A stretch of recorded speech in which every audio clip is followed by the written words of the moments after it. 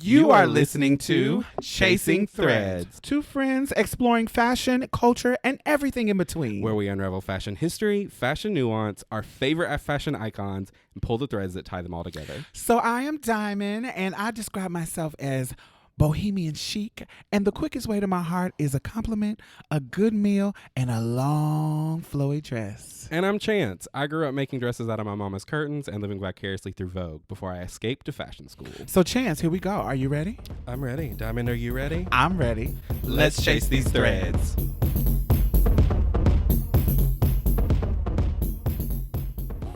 Hey, welcome to Chasing Threads. Chasing Threads, my favorite part of the month. This is the only thing getting me through the months now. This is what I'm looking forward to. As it should be, joyous occasion. Yeah. There is so much to talk about right now in current, it's like haute couture fashion week. It's you're serving looks at weddings. We got lots of fashion to talk about. Definitely. So what has been inspiring you this past month? You know, we went through the holidays, we went through New Year's, and we're coming on the end of January. What has been inspiring? What have been your vibes? Fashion vibes? Surprisingly, I felt very refreshed. 2023, I feel like has good vibes already, like better than 2022. You feel that as well? Well, 2022 was the most amazing year of my life, so I can't say that, but it's still vibes going on. You're still just on an upward yes. ticket. Yeah. I don't know. I feel refreshed. I feel renewed. Things have, I'm trying to stay positive. I have finally watched recently, speaking of things that inspire me, have you seen Everything Everywhere All at Once? I haven't seen it, but I want to watch it. I heard it was really good. Okay, I'm like a late adopter. I just finally decided to watch it this past weekend. It's like it was at the top of everyone's favorite list last year. Everyone's like, you got to watch it, but for some reason I was like holding out on it. Finally watched it. Ugly cried, ugly cried, ugly cried. Truly one of the most like formative films that I've seen, definitely in the past, like in my adulthood, like for sure. Like, you know, when people are like, something shifted when I saw that movie. It's like on its face, just a quick synopsis. It's like a sci-fi movie about this woman who can travel through different alternate realities, and she can like tap into that reality's abilities and talents and use them in this reality, which is very cool, very interesting. But on a deeper level, it's about like, I don't want to sound like a dumb film person because I'm not a film girly, by the way. I'm usually a Marvel person. Simple films. Yeah, a simple film for a simple mind. It's bimbo vibes over here.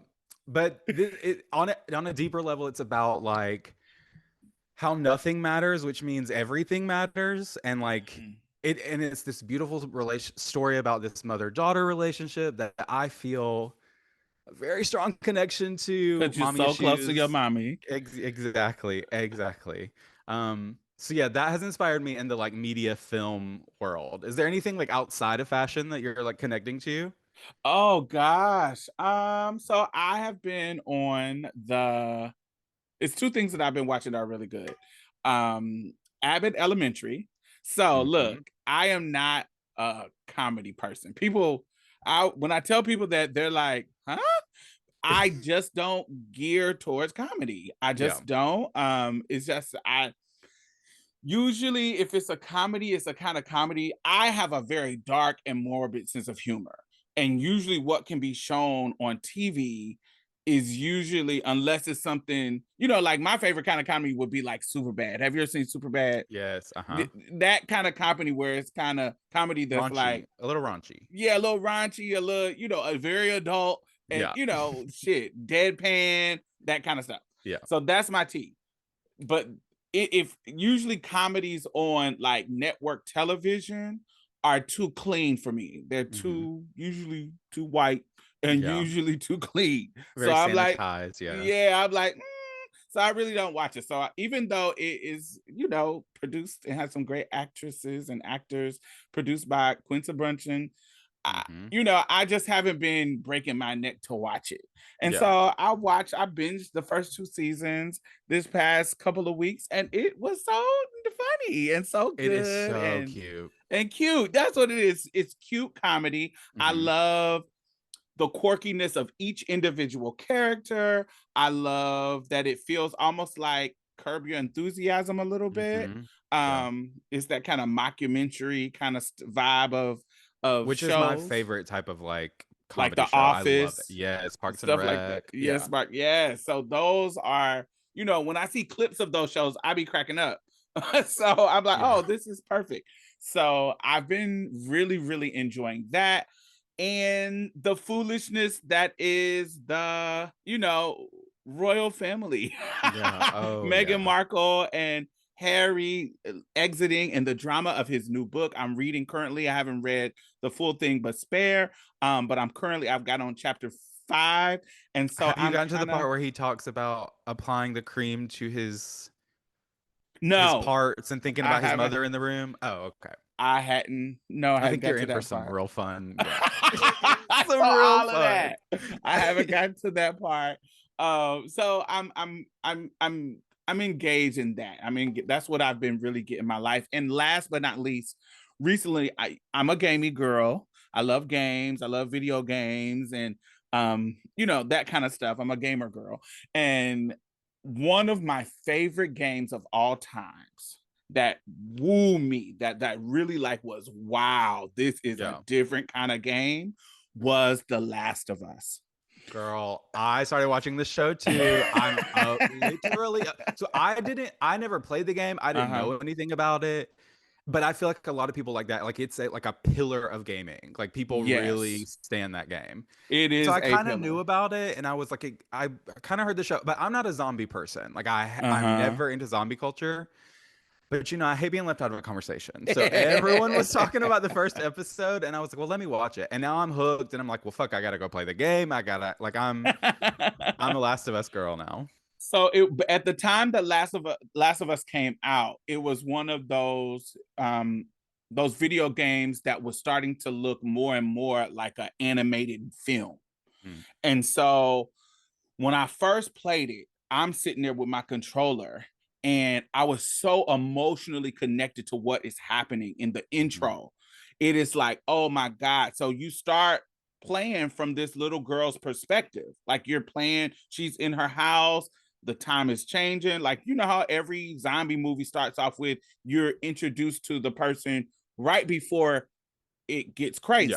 And so that's what was happening. So she's in this house by herself, and her father usually, is home. He's not home. And she's like waking up and coming downstairs, and it's just a lot of weird, scary shit happening. Hmm.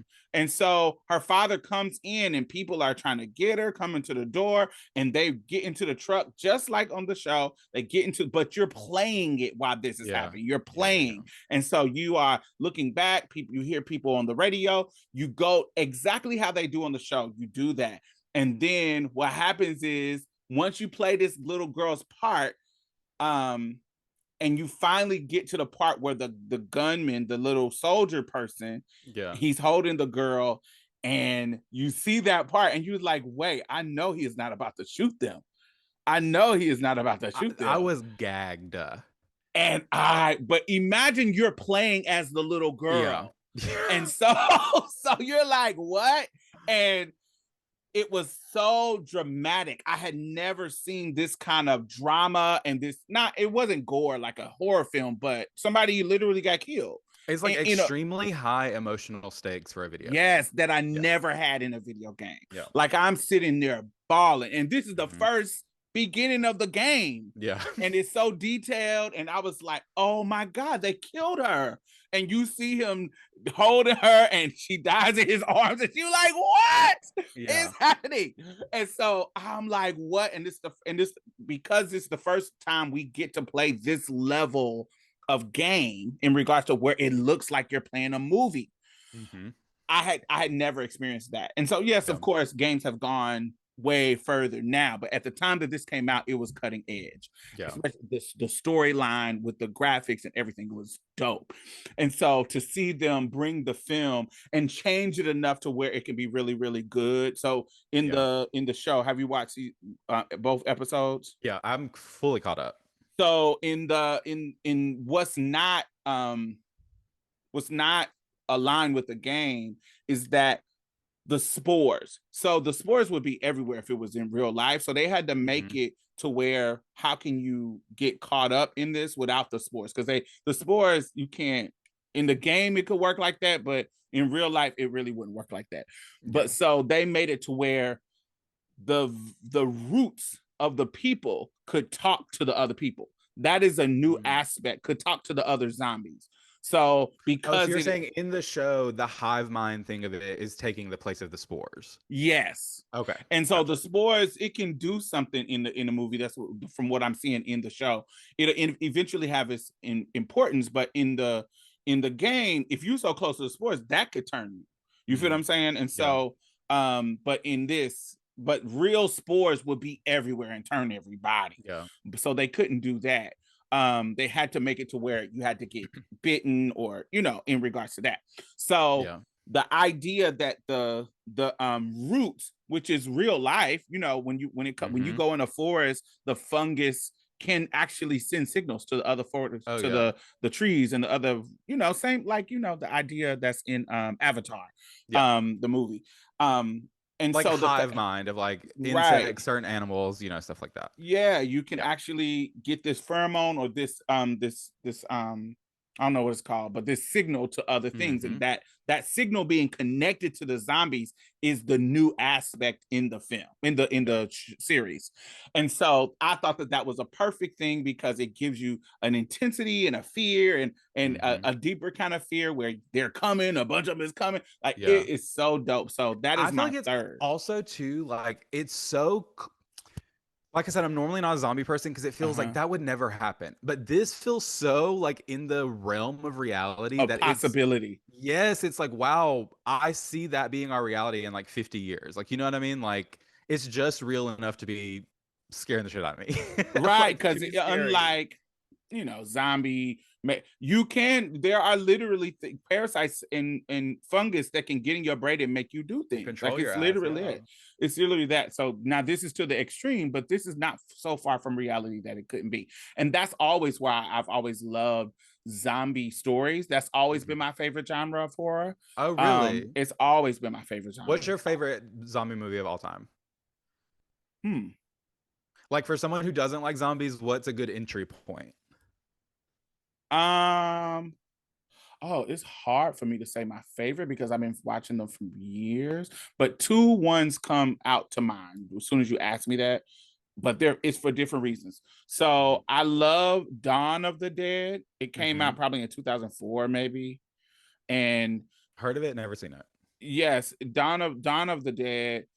uh, I just like the humorous writing that they made Yeah. it adult, and so I enjoyed that.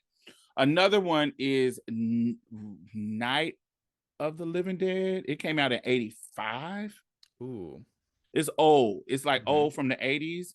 And when I watch it now, it's kind of silly because Yeah. the animation and the and the makeup is very old school. So Mhm. it's not as convincing It as now transports you to a certain time. a certain time Yeah. of movie. And so it's just one of those films where I was like, oh, I really, really like this. But there was one scene where this girl, and it had the typical stuff. If you sexual, you ain't gonna end up getting killed. If you Yeah. slutty, all that kind of stuff. So Yeah. there's one of the girls who was real slutty, and she was like punk rocker looking girl.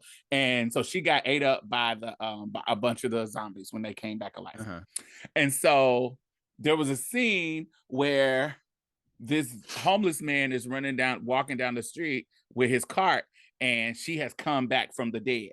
Mhm. And her when she got ate up by the people, she was being slutty and was naked. But when she came back, she was naked, but her She's body serving cunt. down. And she was had red hair, and so all you see is her walking down the street, and she's slinking like sexy walking. And the fact that it Period. was a zombie sexy walking is funny to me.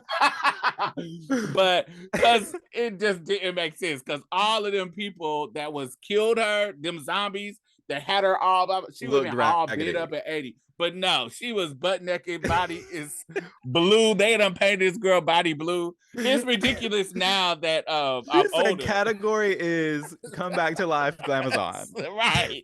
Sex And so siren. she got this sickening ass blue body because it's supposed to be dead. And she still got her red hair from when she was alive. So she's walking down the street butt naked, red hair, and she come up on this homeless man, and he's like, like, oh damn, like he's a homeless man. He see this naked woman walking. She's like, ooh, and she says, and eats it, bite him on his neck. And it made her face when she's walking. She looks like a pretty blue, kind of like exactly like Mystique.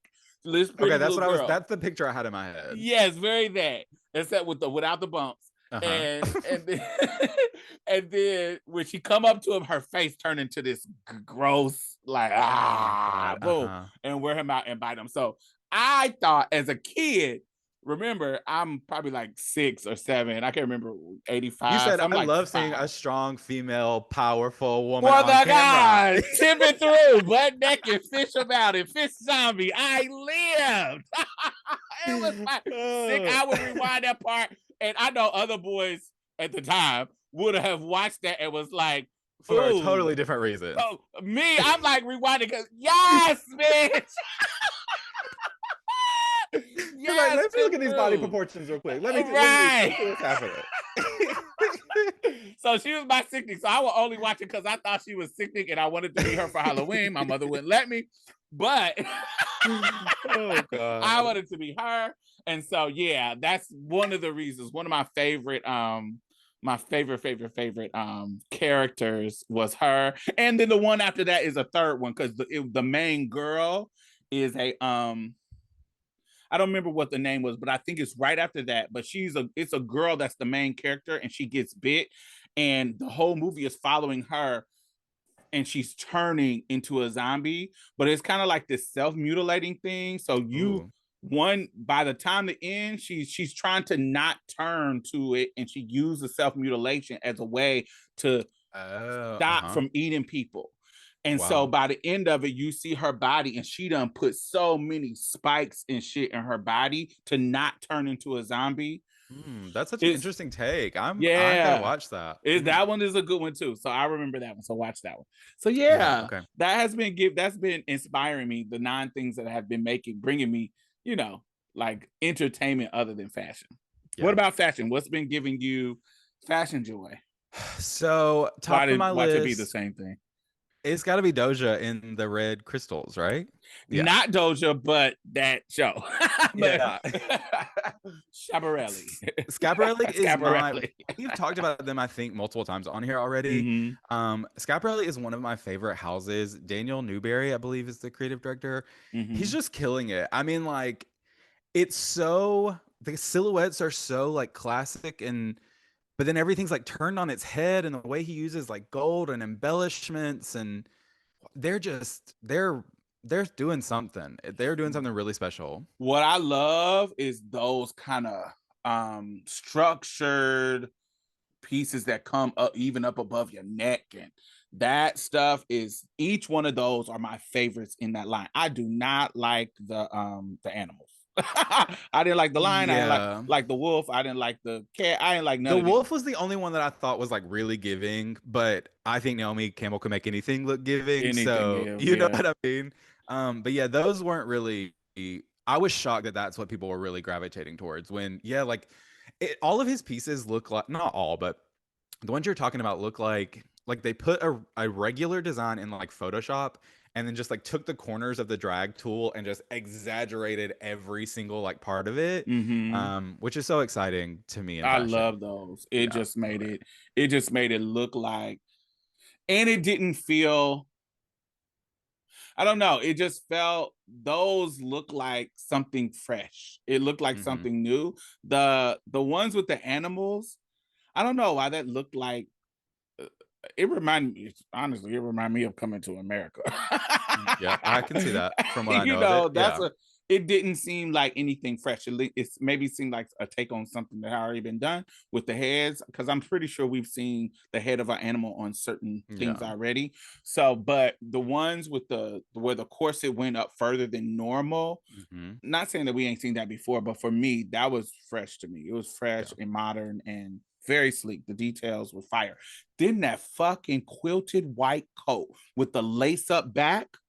So cool. Woo! I'm always a like I quilting always gets me, but the way they did it is just so Uh, it's bomb. I want it. Fire as fuck. Love it. Yeah. Who's inspiring me is the House of Balmain. Like Mm. it's like what Oliver is over there doing is just dope to me. It seems fun, it seems cheeky, but it also seems very, very detailed and just the structure. It just seems like we're over here designing, baby. Yeah. We're over here designing. Yes, it feels like he's like I really wanted to not like him because of his I just Lips. for it no, no, I envy the lips. I want the lips. That's me next year. No. After I get my taxes. No. Um Something about his collaborations with the Kardashians just like icked me. I don't know what it was. I was just being a hater, I think. But it's so hard not to love him because all of his clothes, especially the ones you're talking about, like it feels like he's playing dress up in such a like a fun, irreverent way with fashion, but with money. And they're paying attention to every detail, but it's still like fun. And one of my favorite looks recently was MJ Rodriguez at Golden Globes. She wore a Balmain that like That blue. blue. Oh, Ooh, so cute. she looks so good. So they're just doing everything right. I love that she finally got to get honored for her Golden Globe. Was it Golden Globe? Yep, it was Golden Globes. Yeah, for winning her Golden Globe. Did she win an Emmy too? Who did she win an Emmy or a Golden Globe? I know it was that was Golden Globe, but didn't she win an Emmy too? I want to say she did. I don't know. I can't remember. But yeah, just the fact that we were going through that damn pandemic and then she didn't get to, have the moment on stage, because that is a big publicity moment for Huge. somebody. It's super, super Yeah. huge. So she didn't get it. So I love that Ryan was able to give her flowers a little bit. And so the fact that she chose that sickening blue that looks great on her skin, her hair was just perfect. It was that Hmm. kind of simple, kind of wave, old Hollywood kind of situation. It Yeah. just was gorgeous. I love, love, She love, looks love, so love. like timeless and elegant and but also like fresh and the color was beautiful on her. Like, yeah, that's we love it. We love it. We love it. And I love when she gives the I don't know if this is, I'm just gonna say it because I don't because I think it's because this is about fashion. This isn't I thought about you were gonna say because I don't care. no, no, no, no. So everybody has a body type. Everybody Mhm. has there's and emphasizing certain things and wearing clothes that fit your silhouette is just a part of fashion. Wearing clothes that make your frame look good. And one of her, I don't want to call it a flaw. I don't want to call it a flaw, but one of the things about her, because she is a trans woman, she her hip proportions aren't as Mm. in proportion with her shoulders. Okay. Yeah. So I'm not trying to read anything like that. So because of that, sometimes when she wears certain silhouettes, it emphasizes that kind of triangle shape.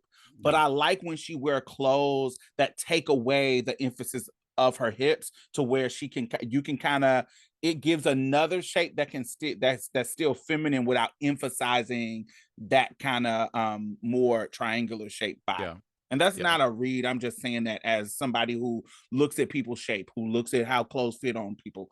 And but that's She's what I just found a way to finally highlight her like better yes, her parts. better Oh, parts. not better, but Exactly. you know what I mean. Yeah, her, without it looking like, oh, okay, that's a little off to me. Yeah. And so I think I that agree. dress was a perfect example because it made her shoulders look smaller, but then took away the idea, even though it still was giving that kind of V shape, but because it elongated, it just made you think of the silhouette as the design instead of it just being, oh, this is her lack of hips in this Yeah. particular dress. Does it make Yeah. sense? It makes sense. Yeah. Okay. Definitely. Yeah. So We I always thought that call was that perfect. Courtney Act body because there was a girl on Drag Mhm. Race years ago who just was, Refusing she to thought, pad. yes, and she Yeah. thought she was like femme queen, like she thought she was the most femme girl ever. And then she just walked out there with her little slim hips and just hated a pad, child. But Child, anyway, put you some pads on, girl. You know, let's do you ain't got drag. to, Come but on. you know, it's drag. Come on, show us, give us that. But you know, yeah. So that's what I loved of when she chooses outfits that gives a silhouette that kind of, balances that out. It's so perfect to me. So Yeah, yeah. But mine has been giving me what I need. The love new it. pre-fall, we posted on our Chasing Threads account, the pink. And then this little red suit with a hat. I know you're a hat girl. Mm-hmm. It looks so good. Yeah. Oh yeah, Pink, I mean, the that's my pink is shit. like out of this world. The pink Like is like out of this world. I love jaw dropping. Yeah. it. Just you remember on Devil's Well Prada when that almost like Oliver Light character what had brought the red bow gown out and she pierced her lips Yes. with Okay. Yeah. it remind me of that, but this is done right. Like if he that character would have done this, it would have got a standing ovation. Yeah. But because you do this boring ass big ass bow and gown, girl, that's lame. So of course she was gonna give you the beer slips, honey. I did not live for that dress, and I would have been exactly like No. Miranda. No, ma'am, late, tired. Next. Gotta go back to the drawing board. But if this reminds me of that, but right, But like this good. is how it would Yeah. have been done. Yeah. And then of course the one that is like the second slide, that one with the silver, that just looks so fucking dope. I don't know. To me, that looks like, of course it's kind of costuming, but I just love the details and I love it. I love, love, love, love, love, love. But I guess more my style is gonna be the one with the hat. Yeah. That's definitely Diamond. Oh, and the Diamond last one, down. number 7, very me. It's giving 80s. It's Yeah. giving, Rich auntie. rich auntie, very dangerous. I need it all. Let's chase these threads.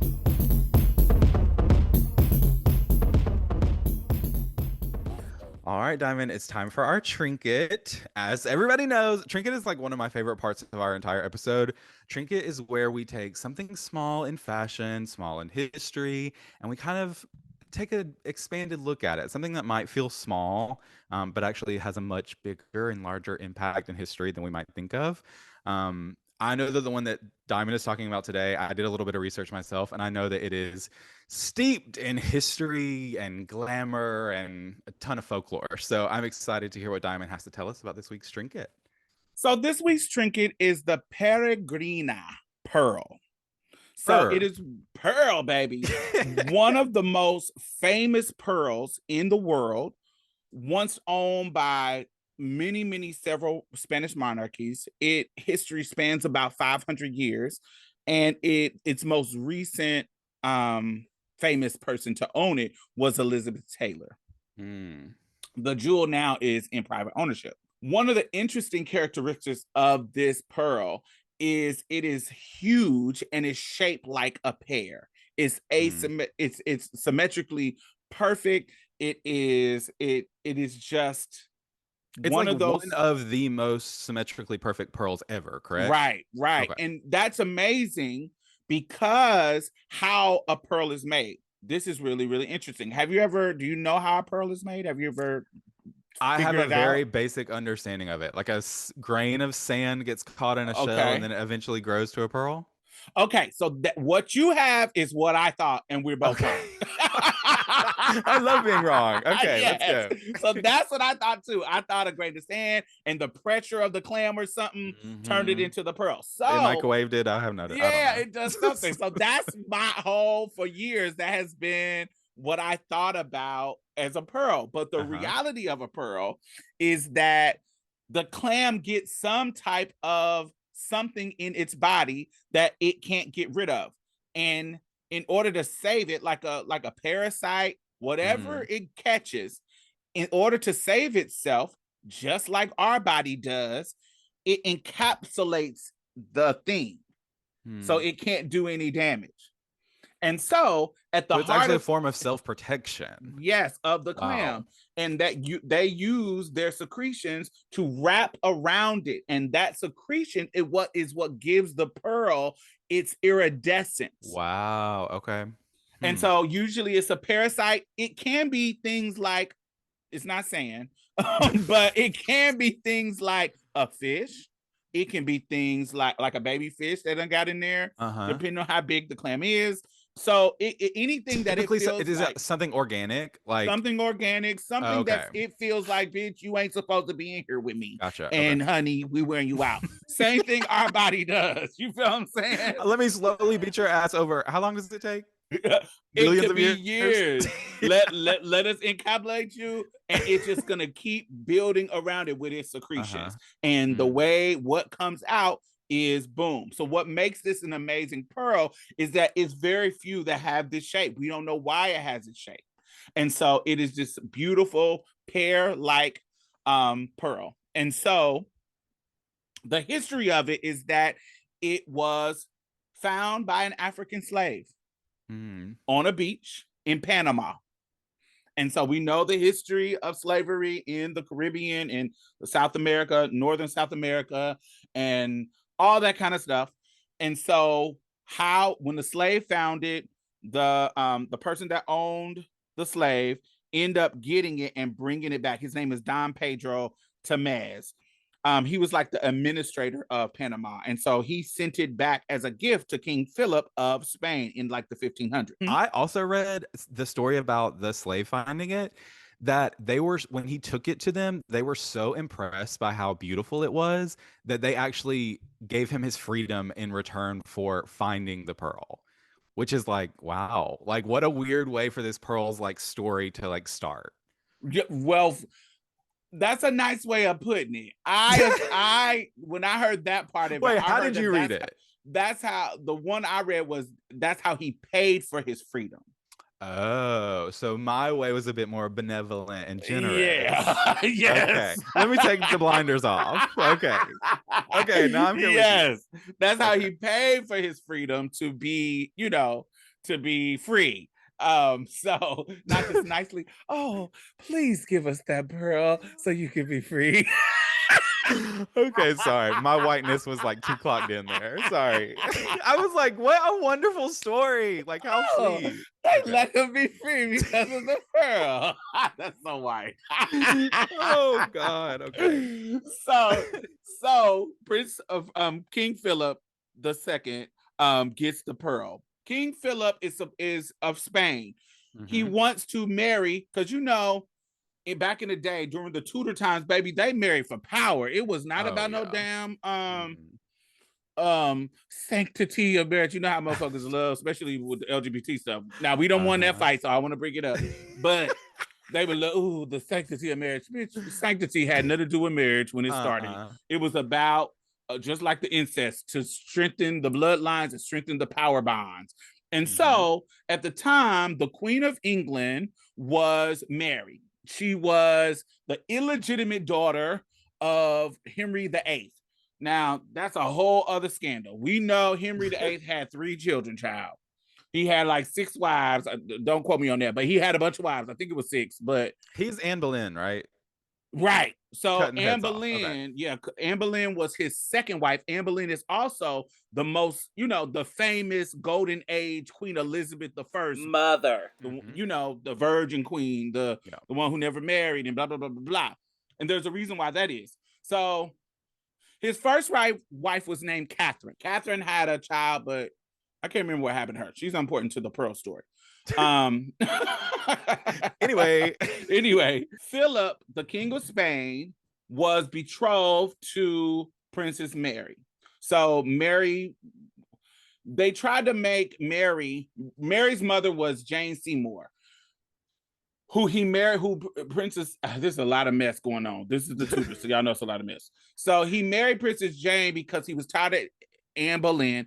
Anne Boleyn, just like any other motherfucking chick that try to play the games and get a man over some shady shit, Mhm. she got wore out over that same shady ass man. So Anne Boleyn, her sister Mary, was Mhm. fucking Henry. but the sister was his mistress. Okay, Yeah. mistress while he was married to Catherine. But Catherine couldn't give him any boys. And so he was over her. So he had a mistress named Mary, which is Anne's sister.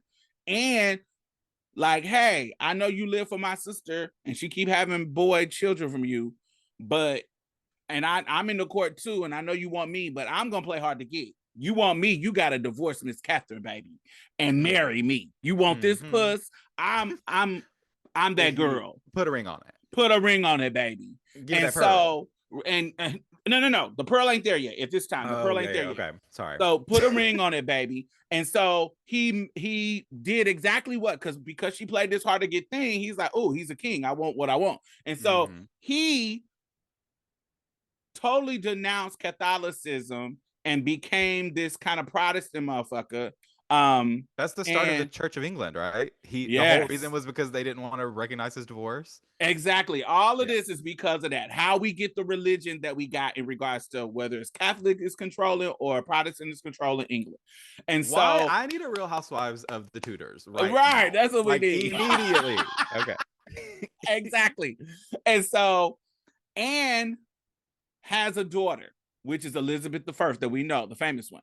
But it gets real crazy, and he ended up killing her. Okay. Real. But he ended up marrying Jane Seymour, have a daughter named Mary. So now it's two daughters, Mary and Elizabeth. Elizabeth I. Mary is old. Mary is old looking, and she's short, portly, just not attractive. Everybody know, but everybody who talks about her talks about how she's not that girl. Homely, portly, short, not that good in stature. As opposed to Elizabeth, who is tall, beautiful, charismatic, not only in look but personality. She's that bitch. Elizabeth, like, the stallion, baby.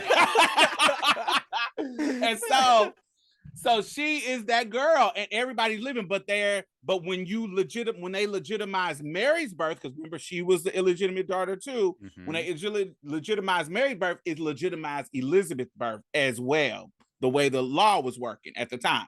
So once he did have a son by his next wife, but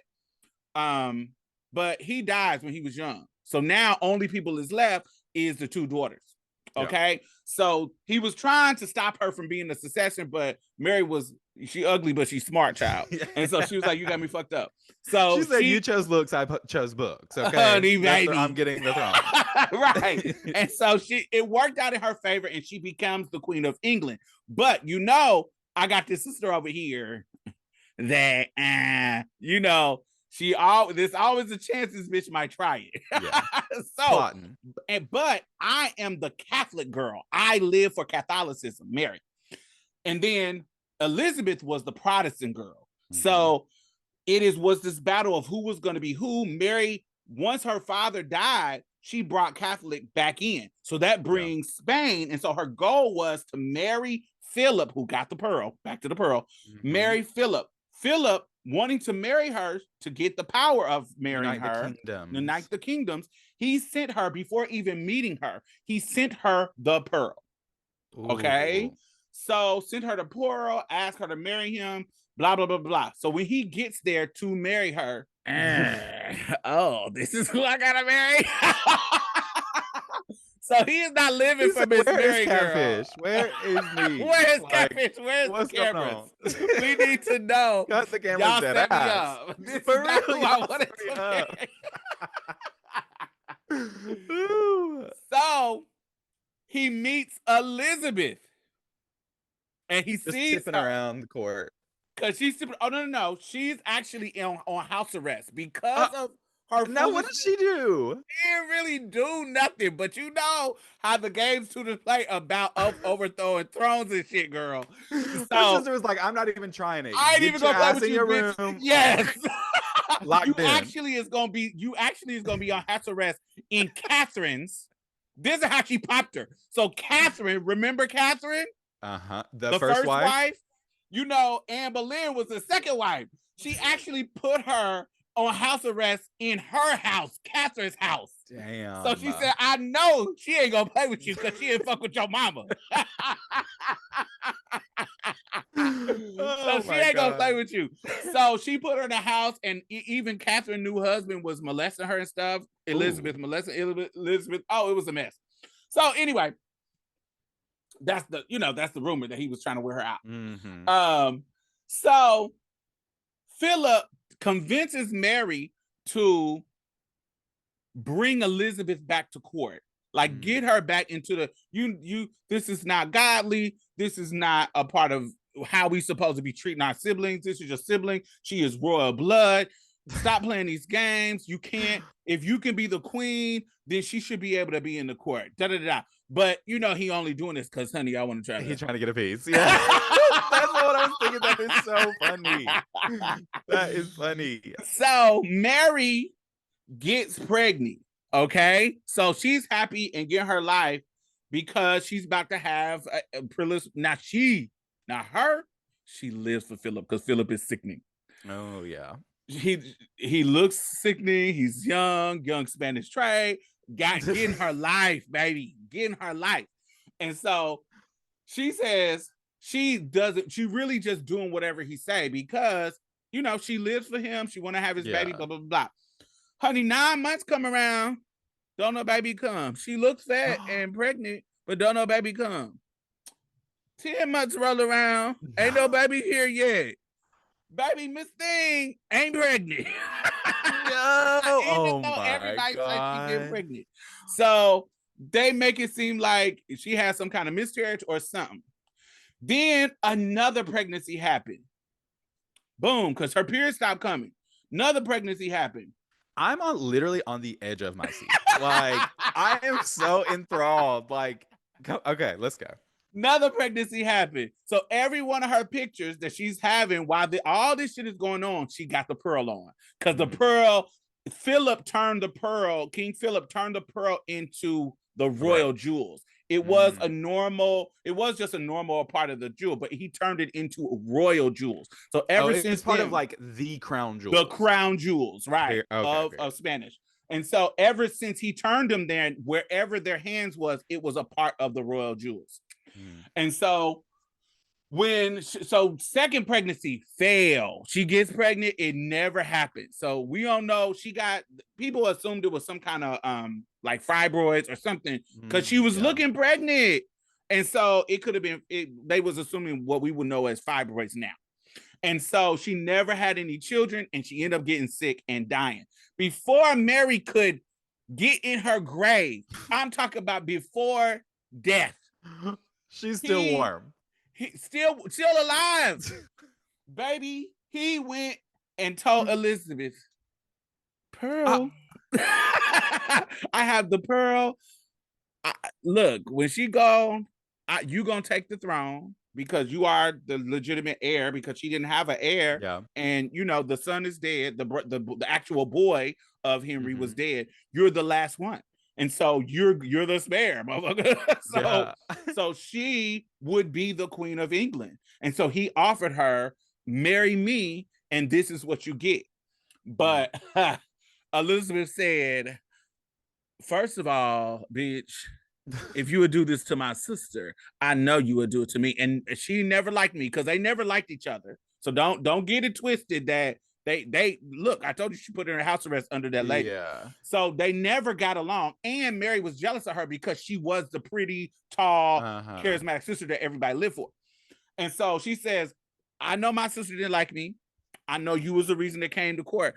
But I also know that you a man and you wearing it out and you just trying to get power with me and you got me fucked up. Once her sister died and she took the throne, mother become the queen of Spain. She said, baby, I'm never going to get married to no man. I am married. I am the married to God. I am the divine Virgin Mary.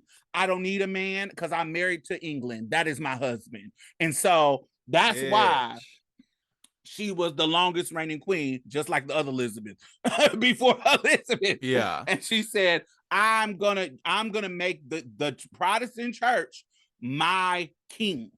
so I don't need to marry anybody. Wow. Yeah. And so she started to paint her face white. She started to always have herself in these glamorous things. And wait. Philip said, "Oh, you want to play the game? You want to be that girl and you don't want to take my pearls? You don't want to take my hand in marriage? I know you want this pearl because everybody told me that you want this pearl. So I am not going to give it to you. I'm going to betroth it to somebody in Spain so that you can't get it from Mary." Do you see what I'm saying? Because she wouldn't inherit it's it leaving from the Mary. country completely. Baby, it's leaving the country and you can't get it. But what Elizabeth said, okay, baby, we're in a whole new world now, baby. What I'm going to do is start ramshacking every ship that you own with my fleet and wearing every Spanish ship out to find where the pearls are. And when I find them, I'm going to take them. Hey, so she was she said, "I was hiring locked in that motherfucking tower, and I will do whatever it takes to get my pearl." that girl in the spirit of Margaret Thatcher. The blueprint. Let's wear you out. So we're going to wear you out with my fleet and stop playing with me. And so she will hire pirates, basically pirates, and and hire them, and they will go and attack ships and take all of their pearls, all of their jewels, and what Petty, she was looking for. Right, she was looking for that pearl. And so that's what started this whole thing about her exploring different places and getting people to go out and all that kind of stuff, and this battle between Spain and England at the time. And that's when we start seeing her. You know, she got the big clown. I call them clown collars. But Elizabethan collars, and she started doing the white. The white face paint. She started being a fashion icon. And once pearls became a part of her identity, but she never got the one pearl that we're talking about. I'm sorry. She never got the pearl that we were talking about. She got a lot of their pearls, but not the one. Not that one. So it's the one that got away. It's the one that got away, but the Spanish people still had it. So they end up giving it to Napoleon Bonaparte because he became the emperor, remember? Okay, short king. He became the emperor. And so once that happened, it ended up going, like, multiple people who was coming from Spain would wear it and they would lose it in Buckingham Palace. Like, it was lost 2 times in Buckingham Palace during different balls by Spanish royalty visitors. Because it was like so big and heavy, it would like just fall off. It will fall off of this this thing that it was in, and so it will fall off, dripping in jewels, like literally like dripping in jewels. Exactly. We got to stand a little bit. Exactly. So then it was sold to in auction in London to this it's spelled Sotheby in London. Yes.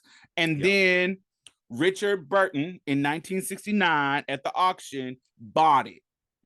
And he bought it for $37,000 for Elizabeth, his wife. Elizabeth Taylor. The next Elizabeth. Wow. So if you want to see the pearl that we're talking about, the Pellegrina, if you want to see it, just search Elizabeth Taylor's pearl. She used to wear it all the time. You know, she's known for her diamonds because she has sickening diamonds, but the pearl is something she was also known for too. And she's always has it. It got tons of diamonds, and then it's dripping. That last little pear-shaped pearl.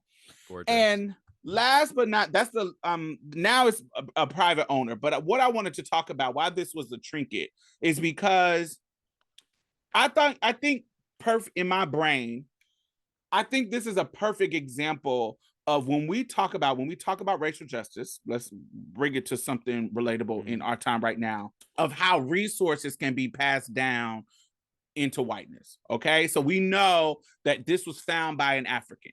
And we think about all the African resources that are pillaged today by now, then, and across these past centuries, that the slave trade benefited from, that everybody who get diamonds, blood diamonds, De Beers, that companies, those type of things. When racial justice people talk about how resources have been passed down, this is a tangible item that you can see went from the hands of an African all the way through multiple royalties, all the way to a celebrity, and it has made these people money. And now, right now, it sits in somebody's wealth box. Yeah. And this is something tangible. Now, if you think about that in regards to money, like actual wealth and how to come, this is what we're talking about, how people right now are benefiting from the resources that they have gotten from Africa, whether it be the labor or whether it be actual resources, wealth from the resources from the land. And so this is one tangible item. It could be money, it could be crown jewels in the royals. We know tons of them diamonds came from Africa.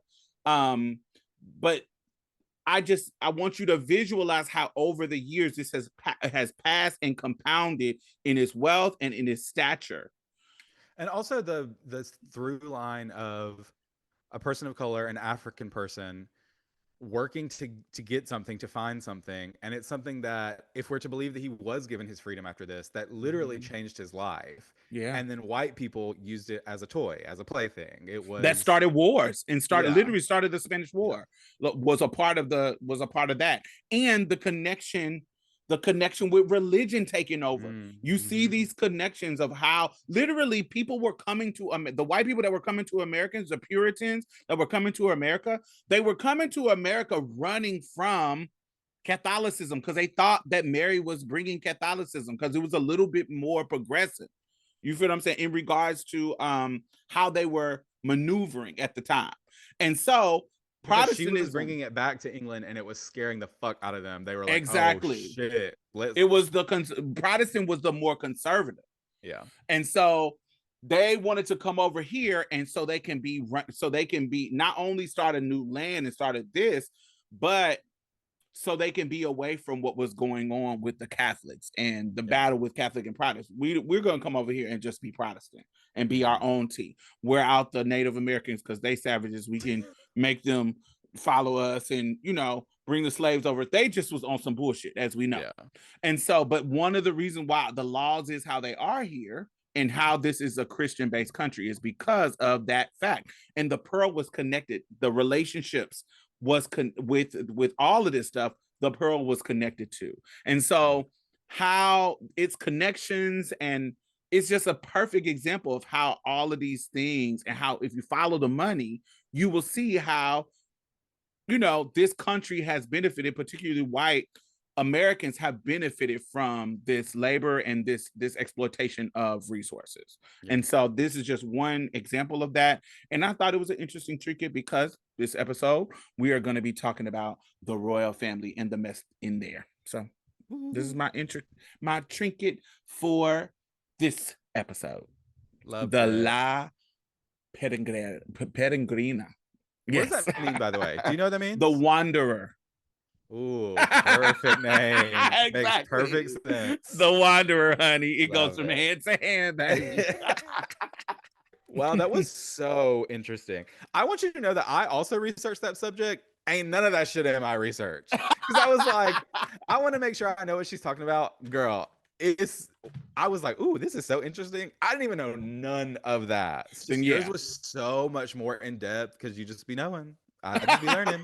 I learned most of the things that I learned about it was from this book called The Stone, and we'll put that in the show notes. But it's this book called The Stone, and it is Stoned, and it is this book that talks about money and jewels and things that we found of value that have shaped the world, like the Fabergé eggs, the history of them.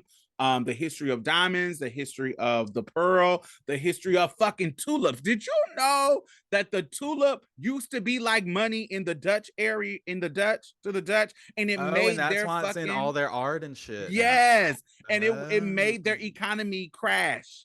The tulip. Oh my god! I've got to get this book. That is it's called The Stone, and it just gives you all this detail about everything that we find of value and how it became. Yeah, and just money, like literally, in New York, the island that New York is built on was paid with shells. What? The white people paid the Native Americans, they paid them beads and shells to be able to have the land, because to them that was their source of currency. Yeah. And Wow. so they paid them that. It's such an interesting, just an interesting book. So check it out. And that's how I know the details of the See, pearl. this is the difference between a bitch that reads books and a bitch that learns on TikTok, because TikTok ain't going all that deep. Okay, let me get my library card renewed. Let's chase these threads.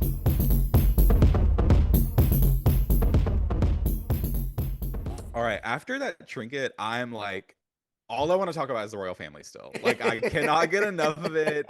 I always forget how messy they are, and that it Messy literally is giving Real everything was. Housewives. Like, Yes. insane. And like we're going to talk about today, ain't shit changed. Nothing has changed with them. They're still the most watchable soap opera in the world. Yeah, like, mess. It's just mess. Yes. Mm. So we're going to talk a little bit about season 5 of The Crown today. I know that we both are big The Crown lovers. Yes. As you Love can see, it. Diamond knows her history on the royals, baby. Now, it's just the first celebrity death that was like interesting to me as a kid was Princess Diana dying. Yeah. I had never seen the world react to a death in that way.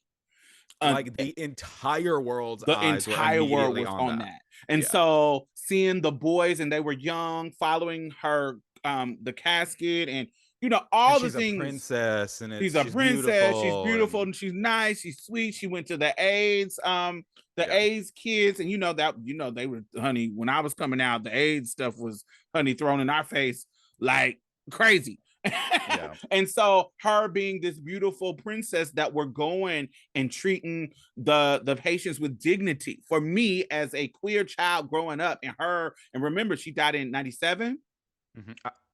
Yeah, I think that's right. Yeah, somewhere around that time. And so late 90s. So I'm well into my teenage years. And so Yeah. I'm definitely queer, definitely trans, definitely all of these things. So I had been impacted by that stuff. So when I impacted by her deaths, not impacted in like, I was emotionally invested, but impacted in like, wow, this was somebody that You were everybody paying cared about. attention. I was paying attention. Yeah. Yeah, that's kind of how I felt about her too. I don't remember being super into the royals when I was like a kid, but I do, like, Princess Diana for me is like a ever present memory from when I was a kid. Even as someone who like knew I like loved, or let me rephrase that. Even as someone who didn't even know that I loved quote unquote fashion at that point, there was something about her that felt different and elegant and elevated. I mean, she at the time, and maybe even no, I'm sure Kim Kardashian has surpassed her, but at the time she was the most photographed woman in the world. Like, she was everywhere, so she just felt so present. So I've always been so obsessed with her. And yes, like, as I got older and found my queerness, and the story of her being an outsider, not accepted by this long held traditional family, it's like, of course we can all relate to that. And then her acceptingness of the gays, like, it's, yeah, she's like a very important part, I think, of queer life and of my memories of the 90s. Yeah. Definitely. So I was excited now that she's like a fully realized character in season 5 of The Crown. Facts. I was excited to see how they were going to portray that and keep it, real to her, but how they were going to fill in those gaps that we don't know. And Elizabeth Debicki killed the role. First of all, Yes. she killed it. Yeah.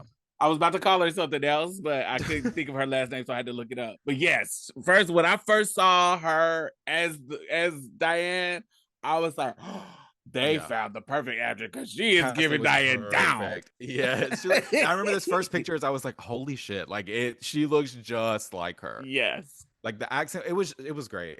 She was enthralling, truly. Yes. Now that she's back and she's on there, and this is the Diana that we remember from our age. Yeah. What are there any of those looks that have stood out to you, like, speaking in the fashion realm, that have really been like, oh, I remember that, I love the way they did that? Or how are you connecting to the fashion and to your version of Diana in this representation?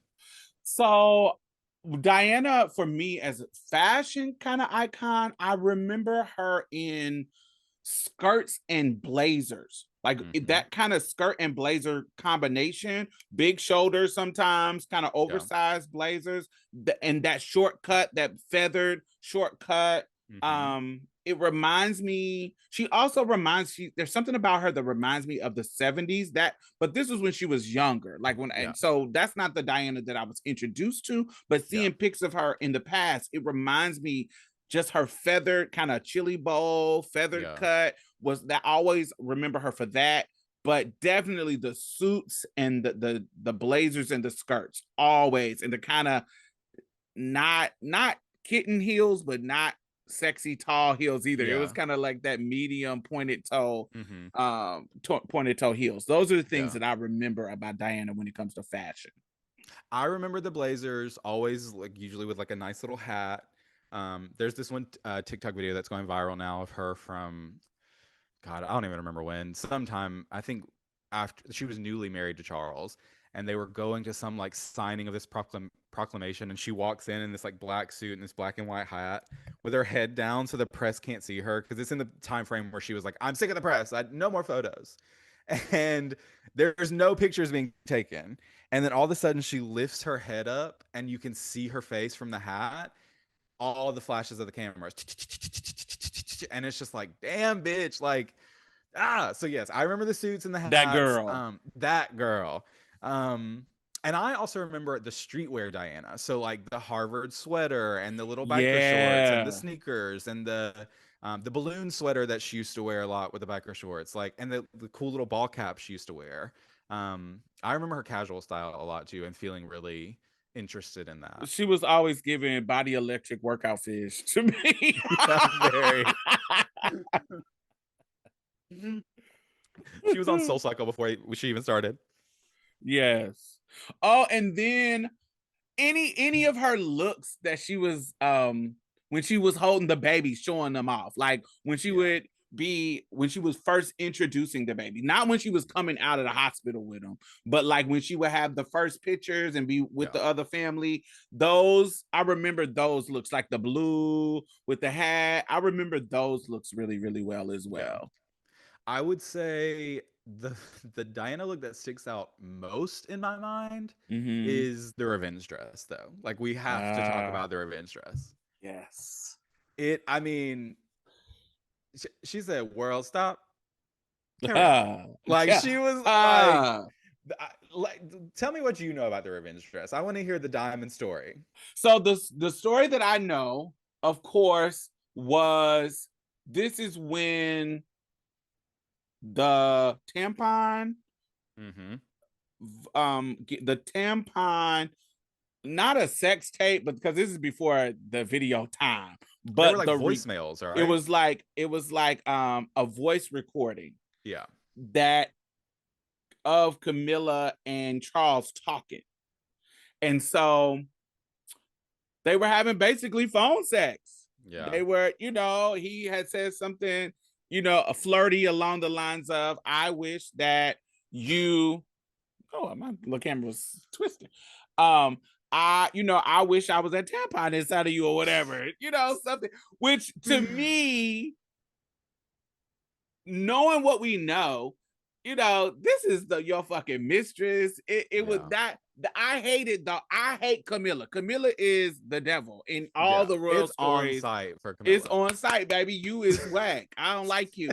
And so, because of that, but I also understood this moment. These are two people who has loved each other, and because of the structures of society and the rules about each other who before they are, Diana was even in the picture. That's what's so sad about the whole shit. Right. So I have to sympathize with Charles. Yeah. You get what I'm saying? In the sense of, this is what I wanted. I didn't want none of this other bullshit. Yeah. So they forced me in this situation because I was the quote unquote king.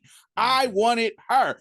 And the added fact, this is also what was also annoying about their scenario. The added fact that this bitch lived to fucking 96. So you sacrificed your perfect life to be king for maybe 15 years, but not looking like you're a badass hell. Yeah. Not with them sausage fingers, baby. Yes, you is not about to live as long as her. Probably you a man, so more than likely you is not. And so because of that, it's like I really could have married her because I wasn't gonna be king anyway for too long. So, girl, y'all is doing y'all all this bullshit was even Diane's death was a snowball effect because y'all wouldn't let me do what I wanted to do. Yeah. And y'all and based on Elizabeth's life and throughout the things, there were certain things that they were shifting on, man. Like we already learned this lesson with Margaret, and here you go doing it to me.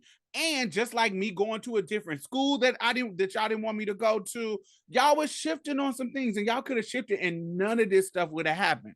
Yeah. But I also knew that Camilla was married to somebody. Yeah. So what was y'all gonna do with that? So it's a whole bunch of mess. So that's how I got connected to the hearing the recordings of him and Camilla, and then all right, now I gotta pop y'all with a look, because at the end of the day, when they got married, Diana was 19 and Charles is 32, 31, 32, 33, somewhere in his early 30s. Yeah. And they're the same age. And Camilla, I think, is a little bit older than him, right? I think she is older, yeah. Yeah. So we're talking about a 19-year-old woman compared to a middle-aged woman. And honey, and Camilla ain't no motherfucking Diane Spencer, baby. When we talk about looks. No. And so her saying, all right, y'all play this game. Cute. Let me show you how silly you look cheating on me with that. And I am the people's princess already. And you already hate me because I'm tipping around and they living for you. When we go on our tours, they living for me. They living for me. When I get off the plane, it's Diana. I'm the star now. I'm the star. Now let me step into my stardom. Let me show you what I used to try to tone it down for your bitch ass. But now that we are divorced, were they divorced at the time? I think they were. I think this was like 2 years after they got divorced. But because of the whole tampon thing, he had to go on TV and address it. And it was the first time he publicly admitted to cheating on her. So she was like, baby, let me pull this little black dress out. Let me get it out. I read that she had the dress in her closet for 3 years. Wow. But she was too worried that it was going to be like too daring. So her stylist kept trying to pull it for her to wear. And she was like, no, I can't wear it. And that night she was like, bring me the black dress. Her. Love it. Who made the dress? So the dress was designed by... The shocking dress was designed by Christina Stambolin. I didn't look to see what other work she had done, but like I said, I know that Diane had the dress for a while before she decided to wear it, and she was too timid, but then he admitted to wanting to be a tampon, so she said not anymore. How do you think it went with them portraying it on season 5 of The Crown in the dress? Did you feel that same feeling when you saw it? Like was it was a win for you? You thought they got there? It was a win for me because anytime they show these iconic moments of Diana and Elizabeth came on screen, it was such a perfect casting that I was like, yo, this is perfect. And we know that Elizabeth had an eating disorder. She was bulimic. And even her frame was given, somebody who's bulimic because she's very, very thin and you tall, and she gave that whole Diana look, her frame, her hair, her look. And so when she got out of that car on season 5, I was like, Elizabeth, you better work. Yeah, she just slayed. And I think that's what The Crown and Netflix do so well, because they have the money. It's like we knew these iconic scenes and looks were coming this season, so our expectations were already here. And I feel like it even exceeded expectations, because I was like, I do remember feeling that same way of like, oh my God, like, damn, she's eating them up. Like, it got me like so excited. And I was just, I just love to see that moment like played out. Even the camera angle, like because we know what those iconic pictures look like Mhm. when how they were positioning the cameras was for us to see it at the angle that You're like, it's those coming, it's coming, pictures. it's Yeah, coming. it's coming. How she got out of the car, how she walked to the people. It just was perfect. It was just Yeah. perfect, perfect, perfect. I loved it. Loved it, Yeah. loved it, loved it. I thought that was one of the best of the season. I also really thought the like blue halter top dress that she wore that was really sparkly. I remember Diana wearing that one and I thought she looked really good in the show with it. Mm-hmm. They really killed it with like the pantsuits and the tartan that she wore. I mean, Yeah. they did their research. And I will say too, the other thing about what we know about The Crown is that it's fictionalized. Like they're filling in The gaps. these moments that we don't know, the gaps, exactly. Um, But and so they're when I was, filling it in, not just making it up. They're filling, there's some things that are made yeah, up, but they're filling it in from based off of research, stories, stories yes, that exactly, people connected to these people have told in books and yeah, all these kind of stuff. So it's not like they're just pulling making out it of their up. ass, They're yeah, pulling out the ass. They're doing things literally, like they can't fucking make up conversations. Like towards the end of yeah, season 5, there's a conversation between Charles and Diana. Nobody will ever know yeah, that conversation, but they're dramatizing it because yeah, based on the details of everything. And I think yeah, that's kind of where you get in. To me, that's where I get invested because it gives you an idea to imagine the nuances of the scenario. Like we were just mhm, talking about, like, yes, Charles is seen as the villain, is seen as a villain, but we can understand his position as yeah, being the future king and the decisions that he made and just trying to go along with the family. yeah, Unlike what we see right now, unlike his uncle and Harry right now. So mhm, remember Charles's uncle, the whole reason why his mama was the queen was because her uncle, well, his great uncle, her uncle advocated a throne for a Miss divorced Simpson, American, a yeah, divorced American. And so he gave up his throne to his brother. And then his brother, thinking that, not really ready for it, thinking he was the spare. He was exactly how mhm, Henry was. And then his daughters, he doesn't have any sons, so his daughter gets the crown. And so this is how he became in this situation. And so he doesn't have the fight of his uncle, his great uncle, and he doesn't have the heart of Harry. So he's more of, and they express this. He's more of, kind of in his younger years. I'm just following the rules like the rest of y'all. Period. yeah, exactly, So I say, it for me, I understand the scenario, I understand his position, but then I also understand Diana. She was like, I didn't ask to be in this shit.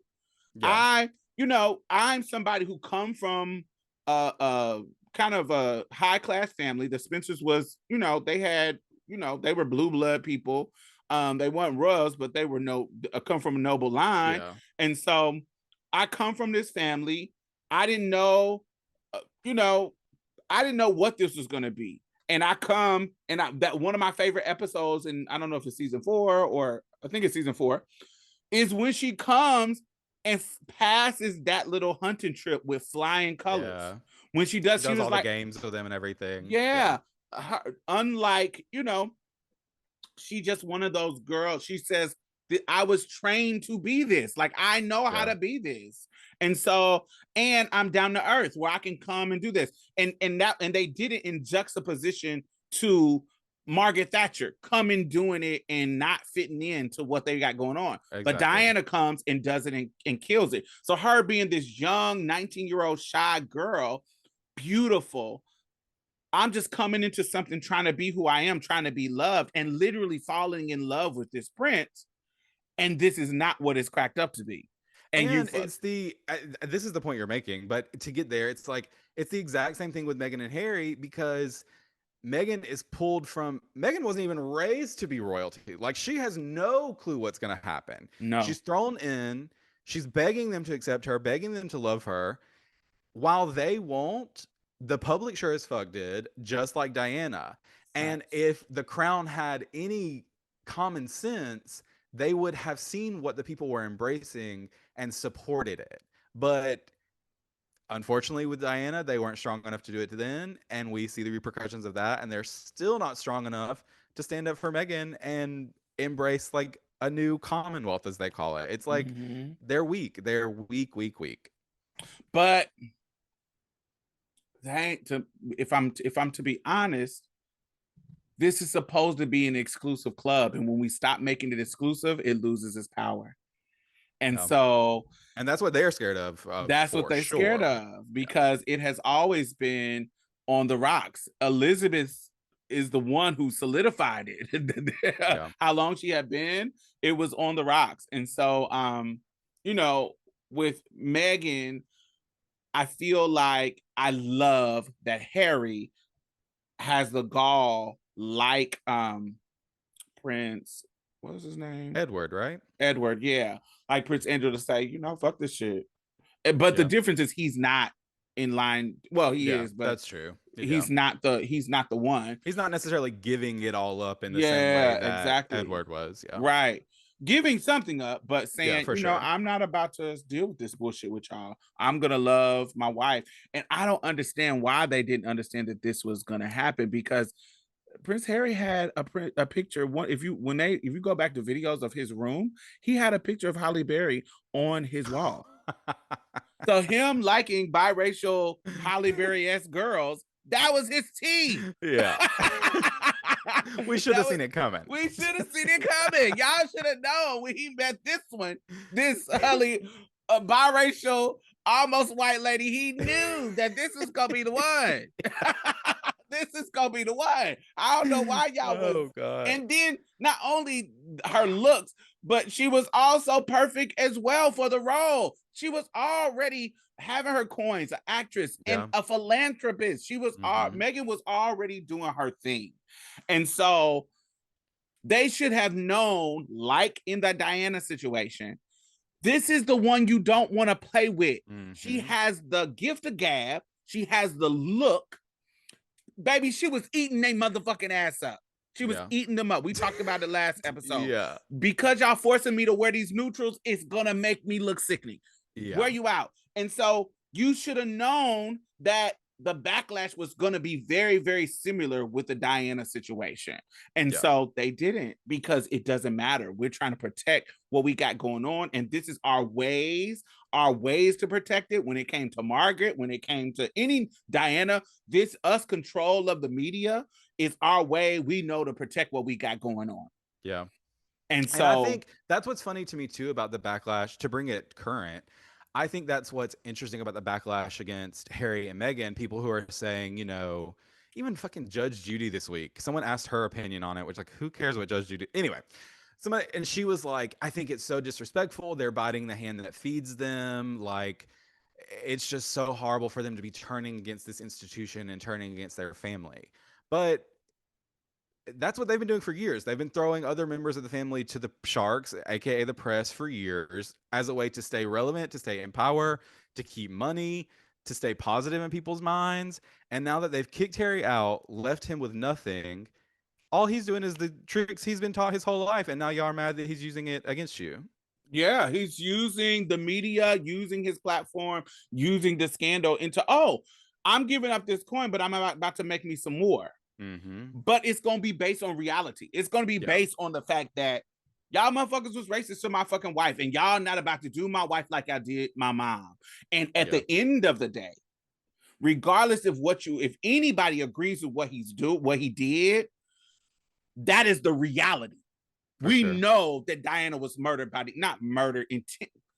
murdered to me, but because y'all indirectly, by y'all following her and chasing her and wearing her out, and then she dies. We know that's the facts of the situation. Y'all literally got, in the book, he talks about them literally having pictures of her dead in the car. Like, even after the crash, y'all couldn't stop. Y'all took y'all butt to the wreck and took pictures of her slumped in the car. Yeah. No heart, just heartless. And so when he sees it happening to his own wife, you expect him to say, sure, let's do what we've been doing. Yeah. No, that is not going to happen. And so I'm glad that he had the gall to say, fuck y'all, fuck this. I'll just move over here to America. and make it work. What do you think happens next with not necessarily Harry and Meghan, because I think they're going to be fine, but what do you think happens next with the royals? Do you think their time is up? Do you think they're going to I don't personally know how they could come back from this and like rebrand. But are you someone who thinks that we shouldn't have them? Like what are your final like thoughts on them? Well, honey, As a whole. I'm an anti-white supremacy, and the throne of England is the seat of white supremacy. The throne of Europe, the OG evil, is the OG evil. So I'm always in favor of dismantling that shit. That would be dope for me as a Black American person and knowing my history. Mm-hmm. That's just the facts of the situation. Literally in my own blood, when I look at my DNA, I come from 2 plantations in Mississippi, and my DNA says Great fucking Britain. It should not say Great Britain. Wow. Yeah. 15%, 20% of my body DNA is from Great Britain. Mm-hmm. And so I'm gonna always be for dismantling that shit. Now, do I think it's gonna be dismantled in my lifetime? Definitely not. But I think that I think eventually it is not going to be viable for the public in Britain. Maybe because it's a part of their narrative. It's like, have you ever been to London? No, I've never been. Baby, she's everywhere, right? I mean, the Queen is like everywhere. Everywhere. Yeah. Everywhere. Like it's so weird. It's so ingrained in their culture. The street names, the murals, the Queen is everywhere, man. Yeah. The royals are everywhere. And so for me, I just can't see them giving that up because it's just a part of the narrative. It's like asking us, this is not the same, but it's like asking us to give up the American flag and change it to something totally different. Yeah. That's just not going to happen. That's been such a part of who we are, those colors, and it's never gonna especially go like you said, likely not in our lifetime, when she just died and there was still such a huge outpouring of grief and support for her. Even like, even people like in the modern era, we can recognize them as colonizers and monsters, but there is still this like billions of people that were sad that she was gone. So they got a chokehold. It made me feel, watching the show made me feel more empathy for her. This is a feminist story. This is a woman who is upholding the Church of England. This is a woman that is upholding the Church of England, that is upholding the monarch. This is a woman. This is a person who idealistically was not supposed to be in this position.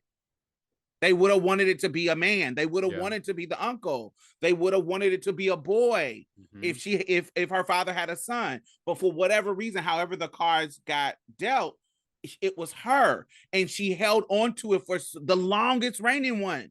And so there is a feminist fuck you in there. I don't want to. There is something that is that had to shift culturally about leadership and how they thought about leadership in that area of the world, and how it was how they affected. There is a feminine way that she had to move in pushing the culture forward in England. Her not learning things because you're just going to be the Queen. You're not going to be anything else. And her wanting to learn more things, and her engaging with these men and putting these men on their knees, because there were some political games that she played, Elizabeth played, that said, oh, you want to play games with me and make me seem like I'm not relevant? Let me show you how relevant I am. Remember when that dude, when she was kind of disattached from the community and she had to sneak and have that meeting with that press dude? And that she was like, okay, I see what you're saying. And, you know, well, whatever, those kind of situations. Parliament, Winston Churchill, how she had to let him know, like, dude, I am the Queen. And y'all old dudes is old dudes. And she had to reprimand him and make him feel like shit. And he coming back apologizing with his head down. Those situations, this is a feminist story. Yes. Does it have its negative? Yeah, this is a feminist story of white feminism that's upholding patriarchy at the same time moving womanhood forward. That is classic white feminism. But I can appreciate that story and still see the positive and the negative of what Elizabeth did. Yeah. And so I it's think hard for me to not look at that. I think the show does a really good job in, like we said, filling those gaps and really showing that victims is way too strong of a word. They are not victims, but Mm-hmm. the royal family is a bit of like an animal in its own cage that it created. Do you know Yeah, what I a mean? gilded Like, cage. yes, like they're stuck in this thing, and it's like all these years of pillaging, raping, like ruining communities, ruining bloodline, ruining the world. And then you're here on a pedestal, can't do shit you want to do. It's like, was it worth it? Was it Was worth it it? worth it? All right, I mean, it has been so fun getting to catch up and talk about the crown and our love and hate for the royals and some fashion moments. And of course Right. the trinket, like I said, that was I thought I was ready, but I got absolutely blown away. Like the trinket was everything this week. Sickening. It was great. I do want to quickly say before we say goodbye this month, I wanted to give a in this very UK European centric episode, I wanted to give a little shout out to Vivienne Westwood, who, you know, a very iconic fashion designer from British fashion and culture, just died last month. So I just wanted to quickly say a couple things about her before we go. You know, as we talked a little bit earlier about like queerness and fashion and culture and latching onto these stories that aren't necessarily queer, but those universal themes of feeling left out and feeling like you're bringing something new to the table. And Vivienne Westwood was such a good example of that in fashion. She was this rebel, this pioneer who she was just so pioneering in her silhouettes and the way she looked at fabrics and manipulated them, and she understood British classism so well and was able to take such big political and social movements and really put them into her work in a way that people could digest and understand and felt accessible, but also she was actively changing the world. You know, we talk so much about this episode about the Queen and how ever present she is in England, on their money, on all the buildings, on everything. And Vivienne Westwood was all about like standing up to that power, standing up to that man. And she she would take pictures of the Queen and put them on her like punk t-shirts and like write all over it and would just desecrate those images of the Queen in her own country. And when she, you know, even aside from all that, she was actually awarded a dameship by the Queen in '92, so she was knighted for her like contributions to society. And as she went to Buckingham Palace to be knighted, she wore no panties, and it has on one of her dresses and lifts the dress up, and you just see like full bush, and it's Ah, like, come on. yeah, just iconic stuff like that. You know, she started her career in the like early '70s running basically like a sex shop and made like fetish and kinkwear and sold it to the prostitutes of London, which is so cool. Um, yeah, and to have worked her way up to be essentially like an architect of modern British fashion. Like she is truly a thread that runs very deeply in all of British fashion and also like global fashion. So yeah, like we will miss her. We'll miss her work as an activist.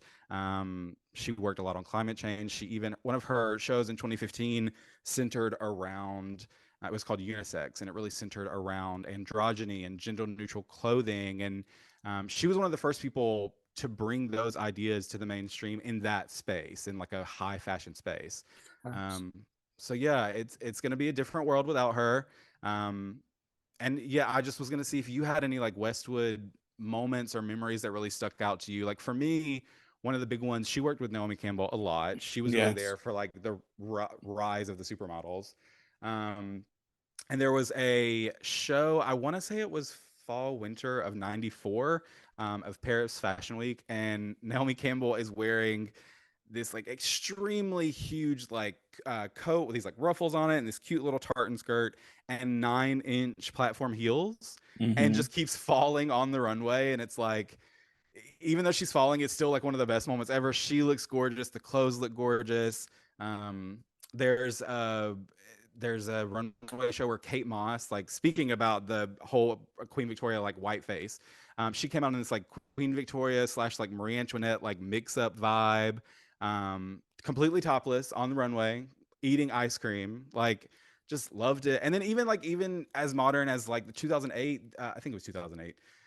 In the Sex and the City movie, Carrie Bradshaw wears a Vivienne Westwood gown to marry Big. So yeah, those are some of my favorite Westwood moments. Oh, and then she's referenced on like Drag Race literally every week.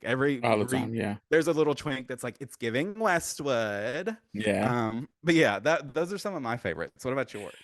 My favorite is this one. So this is Naomi Campbell in this kind of flannel.